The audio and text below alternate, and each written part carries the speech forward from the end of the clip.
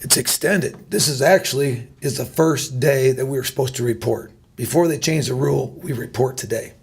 And this was the day we'd walk in, we wouldn't practice, we'd be moving into the dorms right now, and our first meeting wouldn't have even happened yet. This was supposed to be. When they changed the rule, they extended it by a week. And thus, coaches have made decisions whether to bring them in or to use that extra 7 days or wait till August to bring guys in. We chose to bring ours in because of the coaching staff. This gave us a chance to go slow.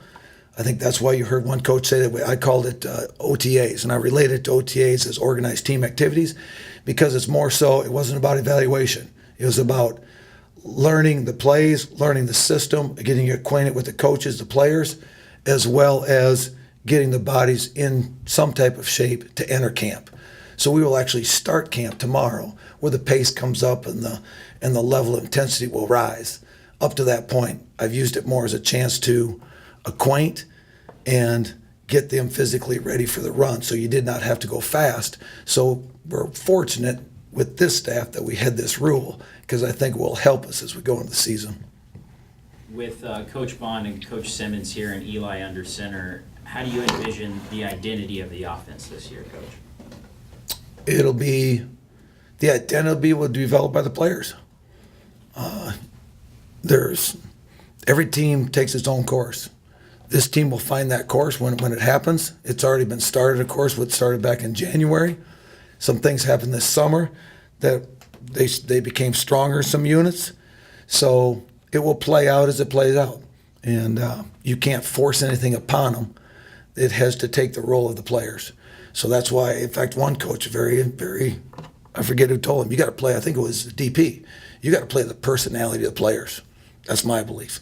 You can't force anything upon them. We have changed every year based on the players that we've had.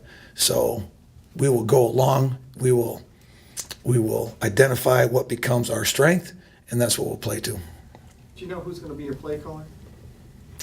Yes. So, so we'll work through that, and I'll tell you when the time comes. But right now, that room is devised in such a way that Coach Simmons is a very strong individual, and the places that he's been and the systems that he's been, what I like about him is I think the number one position you got to have a strong coach at is offensive line. We have to get better at offensive line. So it's more about developing that culture of an offensive lineman at UNI, and I go along with a Walt Klinker, a Rick Nelson. Those guys were strong personalities, two different guys, but every great offensive line coach that I've been around has a strong demeanor about him, and his players will be tough, and they will respond at practice. That's what I wanted to create in that offensive line. Your offensive line is always your culture. It's not the quarterback. It's the offensive line.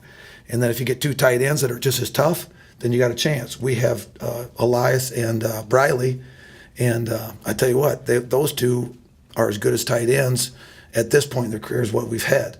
And then now they have game experience. So you look at it, that's 6 positions of 11 on the field. That's the culture of our team. Everybody runs to the skill. I look to the line. And then the skill, their success will be based off how good the line is. And then you come back to the skill, you go look at the receivers. I think we can all look to the receivers, a lot of youth, a lot of speed, and a lot of unknowns, and only because of inexperience. It looks good on paper because of what they could be, but when you're looking at a bunch of guys that are 6'4", 6'5", that can run, you know you have a chance if they can catch and we can protect. And that's the group that needs to be honed to see what it become. But on paper, in the room, it's a good room. In fact, the other night, I think I said that as you go through that list, I mean, it's a lot of young guys that played as true freshmen here, and it's a lot of guys that were very, how do I say it? They were guys that were track guys in high school. So I feel good about that because you got to be able to move.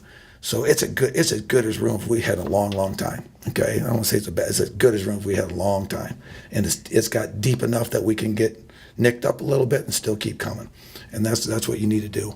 So I feel good about that. And then you look at the tailbacks. If anything, we're so used to big tailbacks around here. I mean, we've had a run of some guys, and as good as anybody around is proven out. But there's no David Johnson in that room. But what we should be looking for is exactly what DP said. You have guys that have been great players here in our room in comparison. From Corey Lewis, now it's Trevor Allen.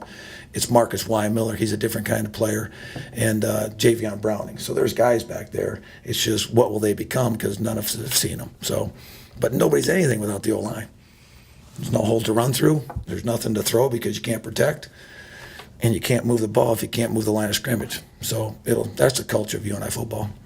Coach, to follow up on the track athletes, just with Rima Williams and then Trousel just kind of getting in there, how have they translated? How's that speed translated to the turf? That's a good question.